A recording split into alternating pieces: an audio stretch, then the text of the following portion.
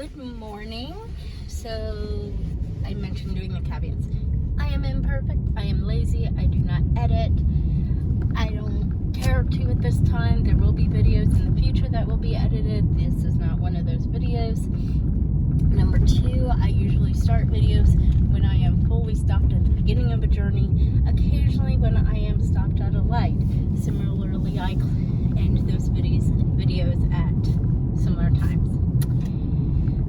Welcome to the channel. This channel is about anything and everything. There will be themes that are going to be starting sooner than later. More on that later. So I actually do have a theme for this particular video. I'm going to upload a couple videos today. This first one, I really want to talk about the trouble tree again and focus purely on this notion of the trouble tree. I've mentioned it a little bit in passing. I think one video when I was driving to or from North Carolina, I went a little bit more into detail, but there was so much else in that one. So what is the story of the trouble tree? Well, there are a lot of different versions of it.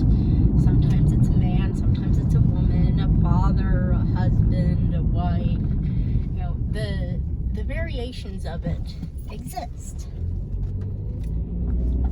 But what is it? Well, you have a couple, or even just a single person, to be honest. But in this version, you have a couple that lives in a house, and outside the house is an oak tree. Now, variations, you can use any tree you want. And it's a tall oak that was planted in this version by the husband's father.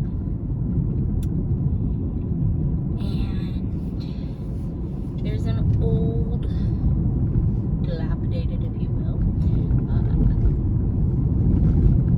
tree house. And for his entire life, that tree has been important to the husband. We're going to call him Billy. So Billy has a wife who he loves immensely, and she does a lot, and he understands that, he respects all that stuff, and he knows that if he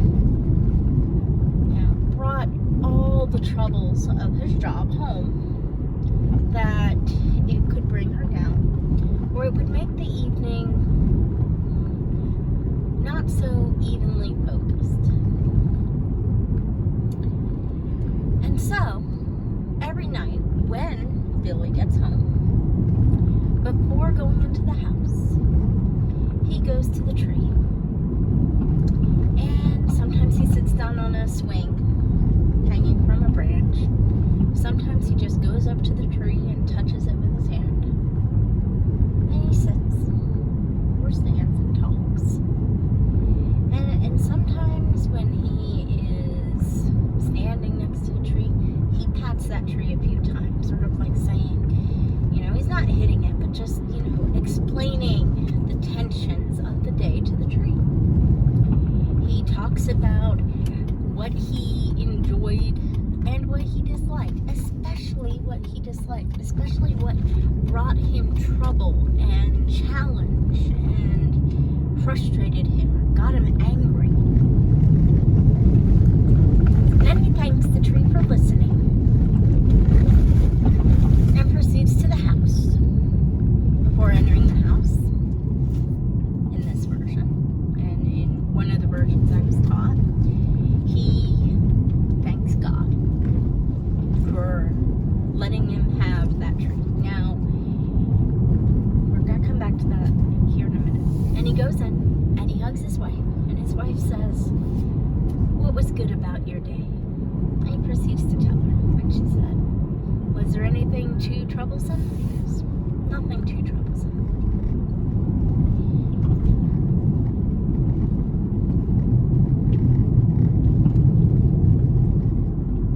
In life, we're going to get stressed. We're going to be tense. We're going to be frustrated. We're going to be lost, struggling. We all need trouble trees. Now, the reason I mention the divine in that version was because someone is going to say, well, just talk and, lay your troubles at the feet of Jesus. Bring your troubles to insert the name of the deity. God, Goddess, universe. Drop them off in the astral plane. That could be dangerous.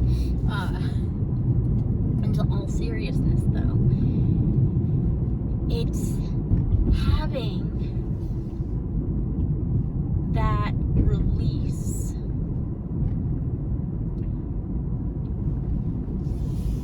and how powerful that release is. So first I want to mention who or what can we release that to. The stories of a troubled tree. Maybe it's an old dead tree, maybe it's an oak, maybe it's a palm tree, and we could get into the symbolism of different trees, the metaphors of different types of trees, the strength of an oak, healing trees, if you will.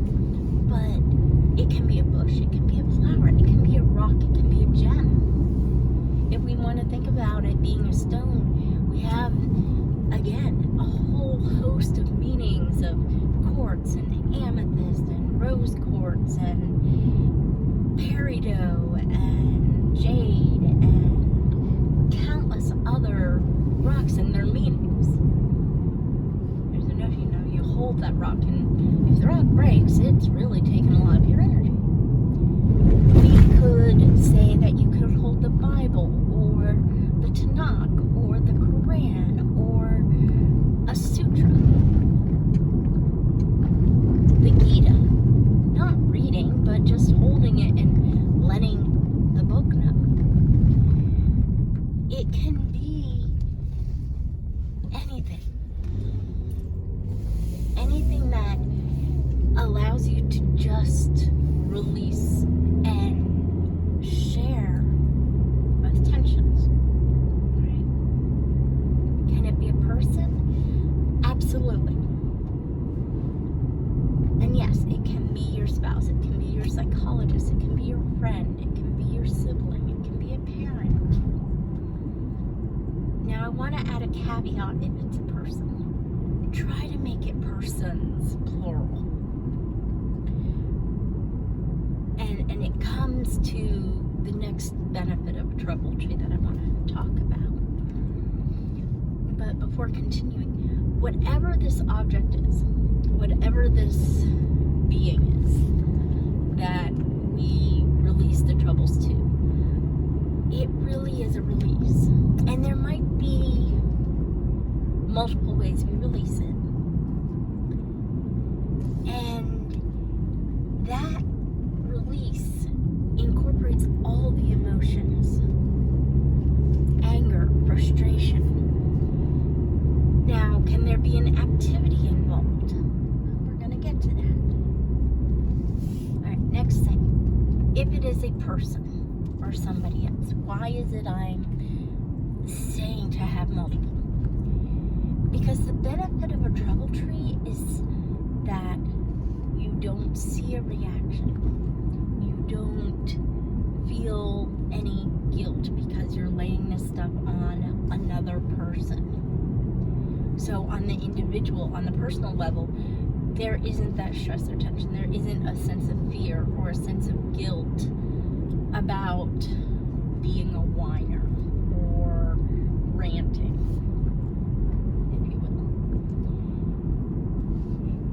For the other person, having a trouble tree allows you to not lay all of that stuff on them. If you have multiple people that you're using as your trouble tree, it also makes it to where one person isn't always hearing the negative. Now, is there somebody who probably is perfectly fine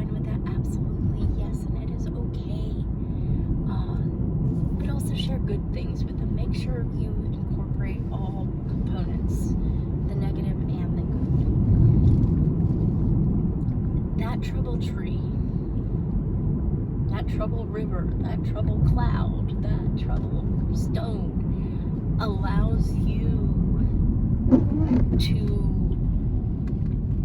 have a calmer sense of mind around other people. There's some more stuff I'll mention in another video about some of that part. But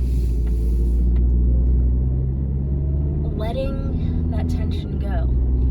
The husband, when he goes in to see his wife, the sharpness of emotion, even if he does end up using her in part as a trouble tree, he's already released the heights of emotion, frustration and anger to the tree. And it's amazing what happens once you release the strength of that emotion. Then when you release it again, it's calmer. It's lighter. You know, you can still talk about how something went horribly wrong, but it doesn't have the tenseness. Now, speaking of that tenseness, there are techniques we can use. Yes, you can use them at the height of the frustration, the anger, the loss, the thing, such as breathing. Learning different breathing techniques, such as the counting of 7 or the counting of 5. Or go or 2 breaths in, 2 breaths out, and counting with them. Or the way you breathe into the top of your lungs, the center, breathing into your core, or breathing into your lower stomach, and how you can use those different techniques, breathing through the nose or through the mouth, or different combinations. But when we're at that height of emotion, one thing that's really nice about a trouble tree and a few other techniques is you can release it nearly full force, if not full force.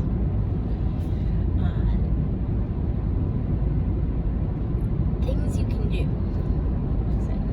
Trouble tree. Most trees are okay if you kick them a little.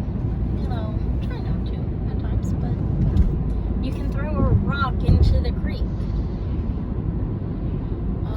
There are certain things like screaming, and if you're out in nature, and it's amazingly powerful to just scream and howl and make those loud noises.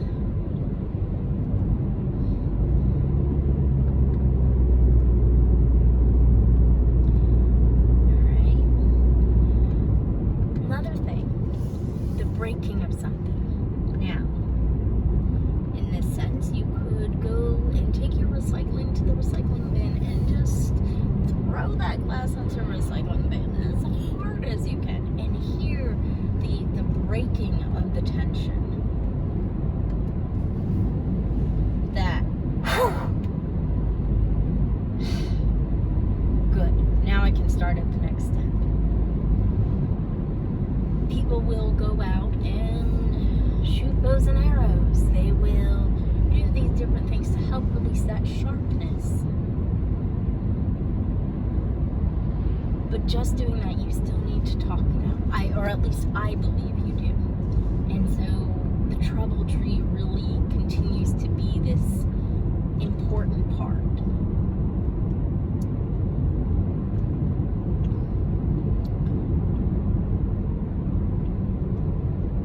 Having taken that top bit of tension out really will help relax and allow you the release that lets you start getting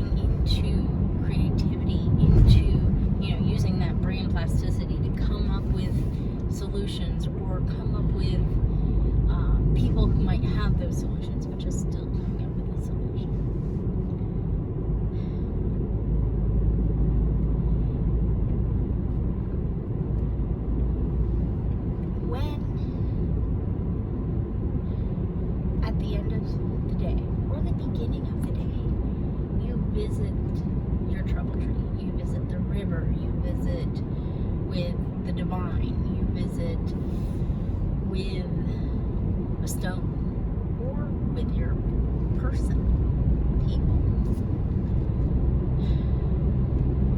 One core thing, and it's another reason why I really support it being nature. There's no judgment. The tree's not going to talk back to you. You're not going to think the tree is talking back to you. Or if the tree does talk back to you, if the divine does talk back to you, it's better understood as being unconditional love. Yes, you can use your pet for this, but you know, if you have a very sharp, high emotion, the pet can read it, but beyond that, I don't know. I think it's better to use an inanimate object or a divine being. But you can also be completely honest. You can be blunt. You can allow all those layers of protection, all those layers of confusion, of loss, of pain, of trying to be something, or not feeling like you're something. All those layers can come undone. You can break down with your trouble tree, with your divine being, with the creek, with the river, with the ocean, with the waves, with the mist, with the sky and the clouds. You can be you, and whatever that you is at that moment.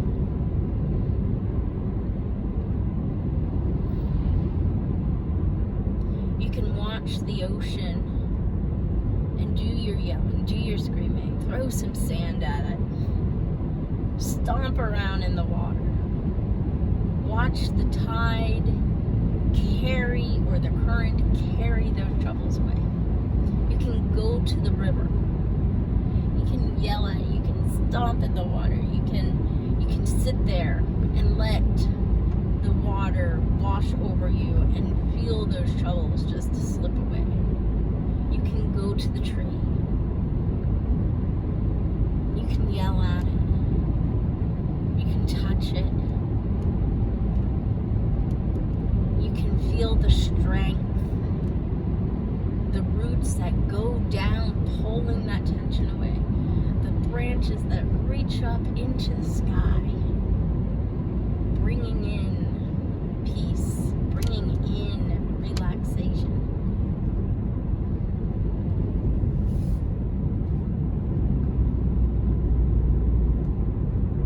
You can look at the clouds in the sky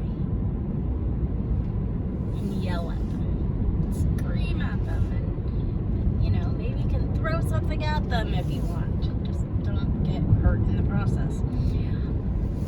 And then you can watch them dissipate, or you can watch them build up into a storm and release the tension that you have, or watch them float away. If it's fall, you can watch the leaves come down off of the tree just as the troubles slip away from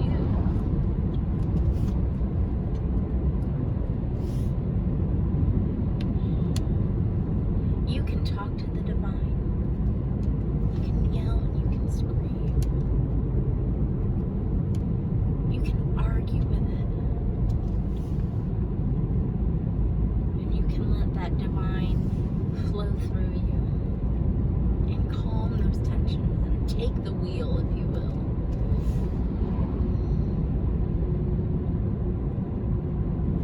And yeah, there are people that you can be yourself with, be completely and utterly open.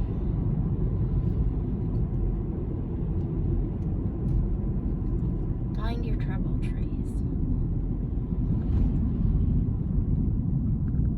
And with that notion, I am coming to a stop. I'm going to stop this video and actually